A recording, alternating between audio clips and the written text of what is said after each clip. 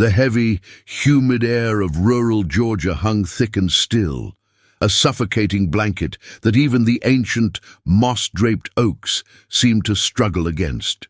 In this forgotten corner of the South, time moved differently, clinging to old traditions and the ghosts of honor that haunted the grand, decaying homes. Major Elijah Vance's house was one such place, a two-story antebellum structure that had once been a beacon of military pride. Now, it was a tomb. The shutters were drawn tight against the world, and inside, dust motes danced in the thin slivers of light that dared to trespass. The air smelled of stale wood and regret. Confined to a wheelchair in the perpetual twilight of his living room, Elijah was a man who mirrored his surroundings, once formidable, now a prisoner of his own brokenness, his uniform replaced by faded clothes, his command silenced by a bitter resignation. A sharp, hesitant knock on the heavy oak door was an intrusion, a sound so alien in the profound silence that it felt like a physical blow. Elijah wheeled himself through the shadowed hallway, his movements slow and deliberate. When he opened the door, the sudden blast of oppressive heat and blinding sunlight made him flinch. On his porch stood Mr. Hemlock, a tenant farmer whose face was a roadmap of hardship, his shoulders permanently stooped from a life of labor. Beside him, almost hidden in his shadow, was a young woman. It was his daughter, Clara May. She wore a simple, homemade cotton dress, and a single blue ribbon in her hair was a small, defiant splash of color against the faded porch. Elijah's weary gaze passed over her, not seeing a 17-year-old girl, but a transaction, another link in the chain of his dependency. Mr. Hemlock cleared his throat, his voice raspy and strained. The words heavy with an ancestral weight he could barely carry. He spoke not of money, but of a life debt, an old-world agreement of honor that bound him to the Major. With a formal, almost ceremonial gravity, he announced that he was entrusting his daughter to Elijah's care. She would tend to the house, he explained, and see to the Major's needs. The declaration hung in the stifling air, stripping the girl of her autonomy and branding Elijah with the shame of his own helplessness. He looked at Clara May, expecting to see the terrified, tear-streaked face of a lamb being led to slaughter. He braced himself for the quiet sobbing or the rebellious glare, the predictable reactions of a life being bartered away without consent. But the tears never came. Instead, Clara May took a small step forward, emerging from the oppressive shadow of her father. She lifted her chin, and her eyes, deep and surprisingly steady, met his directly. There was no fear in them, only a profound and unsettling sincerity that seemed to emanate from a place beyond her years. Her voice, when she spoke, was not the whisper he anticipated, but a soft, clear tone that cut through the suffocating tension with the precision of a surgeon's scalpel. "I know how to take care of you, sir. I've waited for this." The words, so simple and yet so powerful, struck him with the force of a physical impact, shattering the silence in the room and cracking the foundation of the fortress he had built around his heart.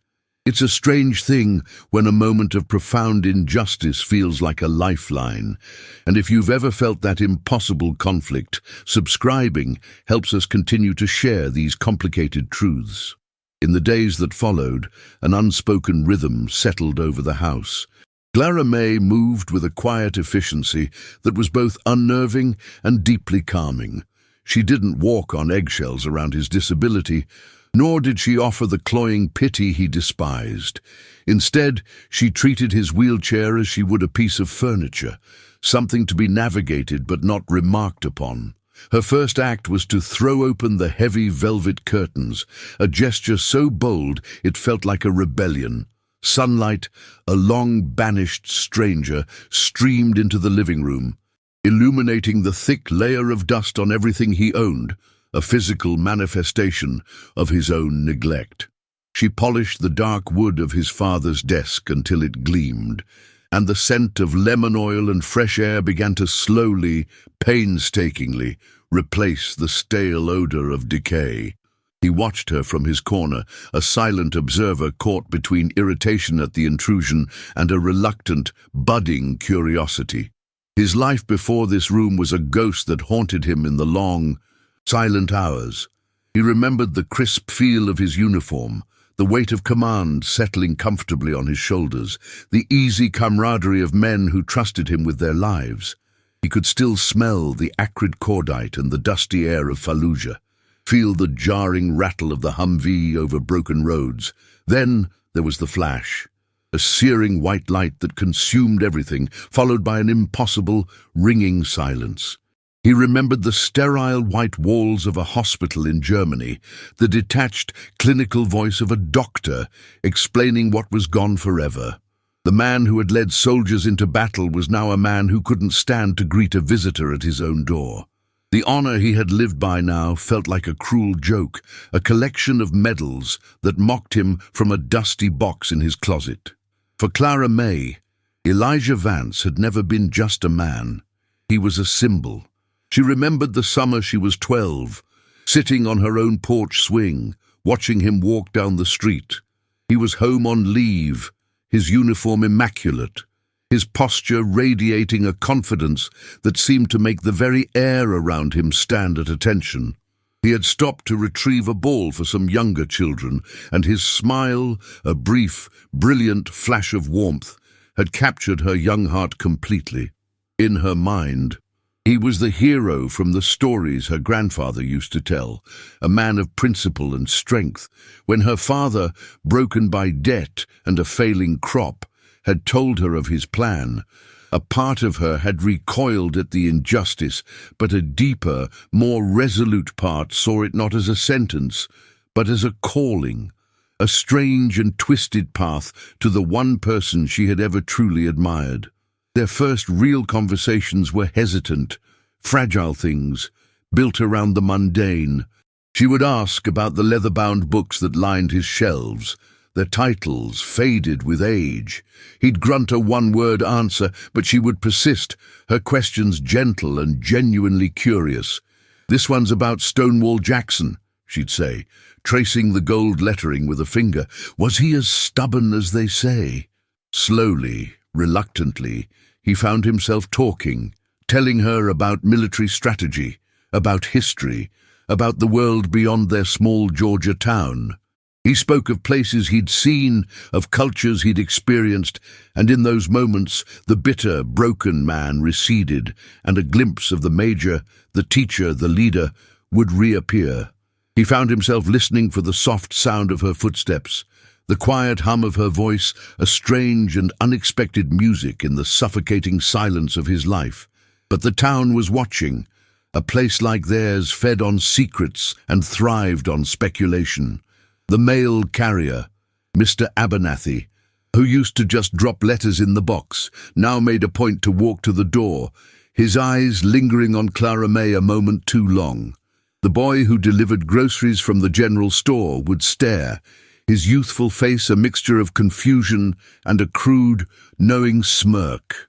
Elijah saw it all from his window. He saw the way women from the church auxiliary would pause their cars as they drove by, their heads turned, their whispers like the rustle of dry leaves. Each glance was a judgment, each whisper a condemnation. He wasn't just a cripple anymore, he was a scandal. The shame, once a private burden, was now a public spectacle, and he hated that he had dragged this innocent girl into the center of it. One afternoon, a heavy volume of war poetry slipped from his grasp, landing just out of his reach. He grunted, his frustration a hot, familiar flare in his chest as he strained against the uncooperative limits of his own body. The simple act of bending was a battle, a reminder of his profound helplessness. Clara May entered the room and saw his struggle, the taut muscles in his shoulders, the grim set of his jaw. But she didn't rush forward with a flurry of solicitous help. She simply stood by the doorway, her hands clasped behind her back, and waited. She gave him the dignity of the fight, allowing him his private war with gravity. Only when he finally slumped back with a sigh of defeat did she move, retrieving the book and placing it gently in his lap without a word. It's hard to watch someone you care about struggle and feel powerless. And if you've ever felt that ache, subscribing allows us to keep telling stories about these quiet moments of human connection. The nights were the worst. That was when the war came back for him, not as a memory, but as a living, breathing entity. He would be back in the desert, the screams of his men echoing in his ears, the smell of blood and diesel fuel thick in his throat. He'd wake up thrashing, his sheets soaked with sweat, his own voice raw from shouting. One night, a fever took hold, and the nightmares were relentless. He was trapped in the burning wreckage, his legs pinned, the darkness closing in. But through the chaotic fog of his delirium, he felt a cool hand on his forehead, a steady, calming presence that refused to be pushed away. Clara May was there, her face illuminated by a single lamp, her eyes filled not with fear, but with a deep, unwavering compassion. She whispered soft, soothing words, an anchor in his personal hell. As the fever broke and the first light of dawn filtered through the window, he lay exhausted and exposed, the last vestiges of the nightmare clinging to him. He felt stripped bare, his weakness laid out for her to see. He expected her to leave, to finally be frightened away by the brokenness he kept hidden. Instead, she pulled a chair closer to his bed. "I fell in love with you on that porch, before all of this," she confessed, her voice barely a whisper in the quiet room. "I saw a hero. The man who came back isn't less than the one who left. To me, he's more because he survived." The words struck him with more force than any physical blow. She didn't see a ruin, she saw a survivor. It's a powerful thing when someone sees the strength in your scars. And if that idea resonates with you, your subscription helps us share more stories about finding light in the darkest of places. Her confession was a lifeline, but it was also a torment. For the first time in years, he felt a flicker of hope, a desire to live up to the man she saw in him. But that hope was immediately strangled by a tidal wave of guilt. He was 40 years old, a broken man in a wheelchair. She was 17, with her entire life stretching before her like an unmarked road. What right did he have to accept her love? He was a monster, a selfish beast caging a beautiful, vibrant bird. The town's whispers now echoed his own deepest fears. He began to pull away, his words becoming clipped and harsh, his silences growing longer.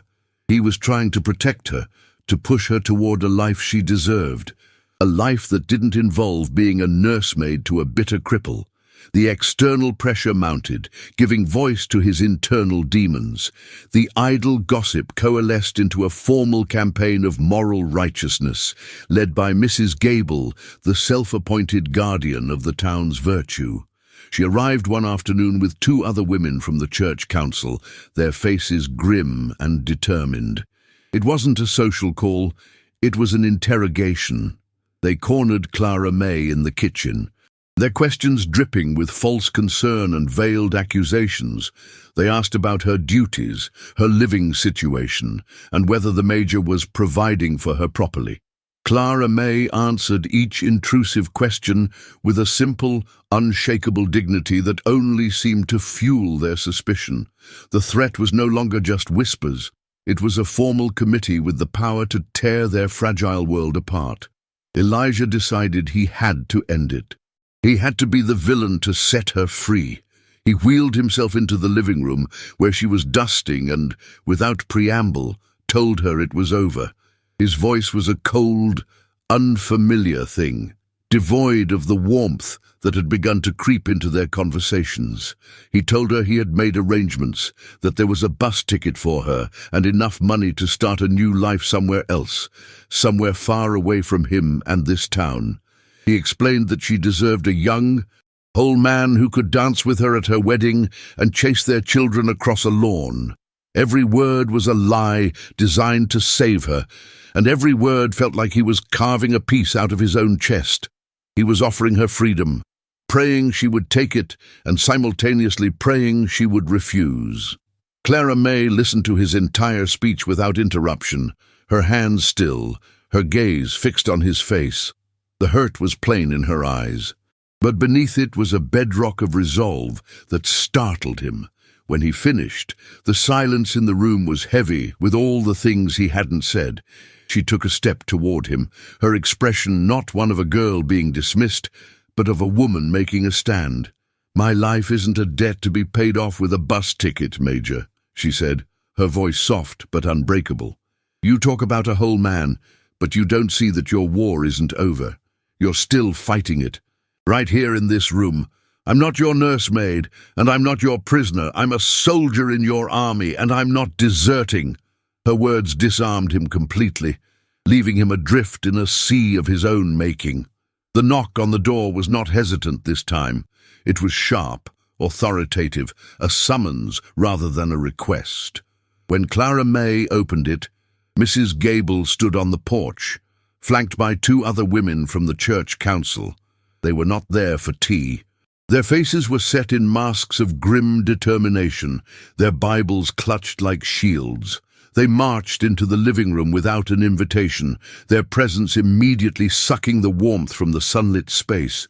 They arranged themselves on the sofa, a self-appointed tribunal ready to pass judgment. Elijah watched them from his wheelchair, a cold, familiar fury coiling in his gut. He had hidden from the world for so long, and now the world had breached his walls. Led by these self-righteous arbiters of morality who knew nothing of war, of loss, or of the quiet, fierce love that had taken root in the ruins of his life. Mrs. Gable began, her voice dripping with a cloying, false sweetness that was more insulting than any open hostility.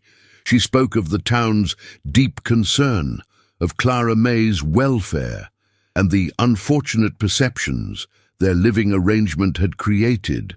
She painted a lurid picture of a vulnerable young girl trapped by a debt of honor, preyed upon by a lonely, broken man. Every word was a carefully aimed dart, intended to poison the very air they breathed. She offered a solution, a rescue, where the church would find Clara May a place with a proper family, somewhere she could meet a young man her own age and have the life she was meant to have. The entire speech was a masterpiece of cruel insinuation, reducing their profound connection to a sordid scandal that needed to be cleansed for the good of the community. For a long, tense moment, Elijah felt the old impulse to retreat, to let the bitterness swallow him whole, and surrender to their verdict. But then he looked at Clara May. She stood beside his chair, not cowering, not weeping, but looking at him with an unwavering faith that was both a question and a command. In her eyes, he was not the cripple they saw, he was still the Major. A fire he thought long extinguished roared back to life within him. He wheeled himself forward, placing himself between Clara May and her accusers. His voice, when he spoke, did not carry the broken rasp of a recluse, but the steady, resonant timbre of a commander taking charge of the field. "For 5 years," he began, his gaze sweeping over the women, "this house was a tomb, and I was happy to be its ghost." He spoke of the man who had left for war and the shell that had returned. He didn't speak of heroism or medals, but of the suffocating silence, the nightmares, and the slow, grinding death of his own spirit. He told them how he had locked the world out, content to let the dust settle on his life until it buried him completely. "And then she came," he said, turning his gaze to Clara May, his voice softening. "She came into this darkness, and she wasn't afraid. She didn't see a cripple. She saw a man who needed the curtains opened. She didn't try to fix what was broken in my body. She reminded me of what was still whole in my soul." He turned his wheelchair to face her fully, the council now nothing more than scenery for the most important moment of his life. "They see a scandal. I see my salvation." He reached out and took her hand, his grip firm and sure. The world narrowed to just the 2 of them, the self-appointed judges on the sofa rendered utterly powerless. "Clara May," he said, his voice thick with an emotion he no longer tried to conceal. They came here today to tear you away from me, to save you from a life they can't understand. So I am asking you now, in front of them, to make a choice that is yours and yours alone. I'm asking you to make this our home, forever." He looked deep into her eyes, laying his entire broken, healing heart before her. "Will you do me the honor of becoming my wife?" The question hung in the air, a defiant declaration of love against a tide of hypocrisy, a final, desperate battle for the life she had given back to him.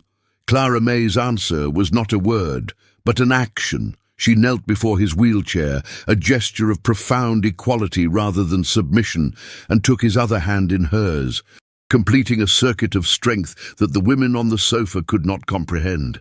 Tears finally streamed down her face, but they were not tears of sorrow or fear.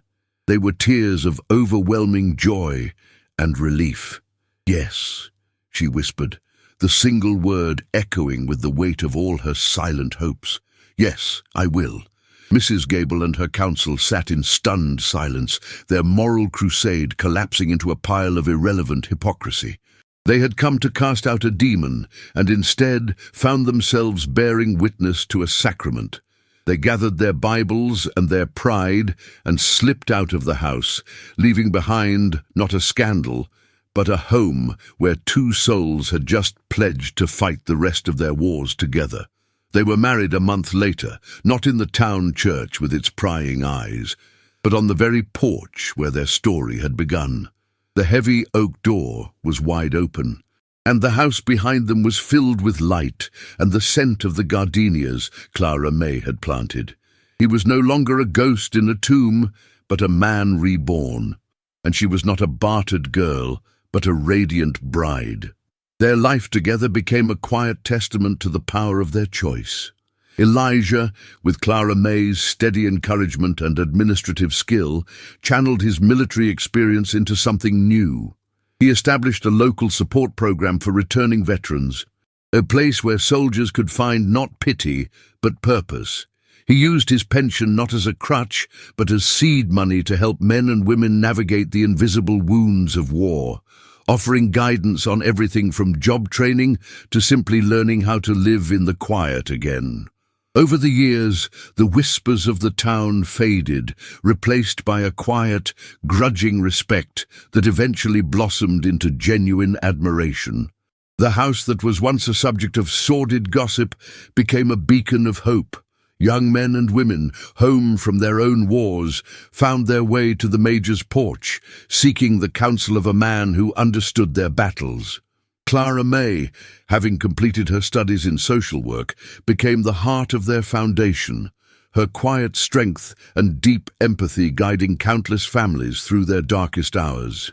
Their love, once deemed an impropriety, was now the very foundation of the community's healing. They had not sought to defeat the town's judgment with arguments, but had simply outlived it with the undeniable truth of their purpose and the unwavering dignity of their shared life. 10 years later, the porch swing creaked with a gentle, familiar rhythm. Elijah, his hair now touched with silver at the temples, pushed the swing for their 7-year-old daughter, Lily, whose laughter was the brightest sound in the world. Clara May, now a poised and confident woman of 27, came out of the house with a pitcher of lemonade, her gaze as steady and loving as it was on the day she first arrived. They had built a life far richer than either could have imagined, a fortress of love on the ruins of despair. The house was no longer a symbol of what was lost, but a testament to what could be found when one person has the courage to see the hero inside the survivor. It's a powerful reminder that the greatest legacies are built not on battlefields, but in the quiet moments of unwavering love. And your subscription helps us continue to share these profound truths.